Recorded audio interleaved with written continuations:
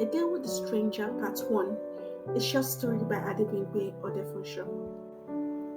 Dan could feel the nippy stroke of each drop of mass on his skin as the sky sheds off its layers. It's been 6 hours since his car got stuck in the inconspicuous ditch in the middle of the swampy road.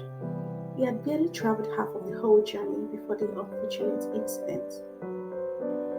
He paced to and fro with his head pounding as he rapidly to figure out how he could get out of the unpleasant situation. The more he tried, the more the situation worsened with each passing second. He became so frustrated and restless. He sat on the bumper of his car and bowed his head in despair as he watched each raindrop fall from his hair into his mud-stained palms. The chirping tunes of the crickets seemed to be the only trace of life around. Lavender was indeed a solitude. Then suddenly, it leaped up as an idea crossed his mind. I need to find out how to get a guest house in this area, Dan said to himself as he quickly reached for his phone in the back pocket of his trousers. Dan had seen the name of the town on the road banner when he drove in some hours ago. He found it with his phone trying to locate the road map on it. Then there was a beep and his phone went off. He was infuriated. He gnashed his teeth in anger and banged the car bumper with his clenched fingers. He couldn't believe he had just lost his last opportunity to make things right. Dan had promised his sister Laura to come visiting after she had fully settled down with her husband in their new house, which they bought in Lancaster, a small lively town on the outskirts of the city. Laura got married mid last year and Dan had planned to make a surprise visit to her. He had set out very early that morning as Lancaster was hundreds of miles away from Beniago, where Dan lived. The trip started very smoothly after Dan ascertained everything was in their perfect places and he was sure he could embark on his journey. Little did he know he was going to encounter this unforeseen quagmire. Now, he was becoming more impatient as the thickness and darkness of the docks became apparent. He exerted more pressure on the railways of the car, using every object he could lay his hands on. He jacked and suddenly, splash! His car nosedived into the mud, leaving the car dust-trapped.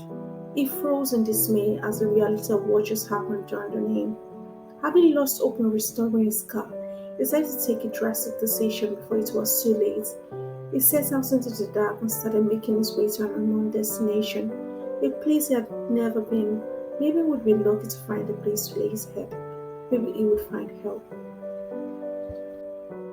Dan's sight had gone dimmer. He could hardly see objects for what they really were. His being was entrapped in gross darkness while he used his intuition and sense of touch as he traveled a radar. He went along clumsily without any hammer and a ray of hope in sight.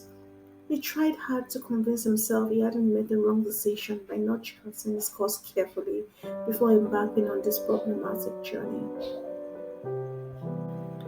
The thought of how vulnerable and unsafe he was flooded his mind and he suddenly became petrified. Dan was also entangled with the bands of indecision.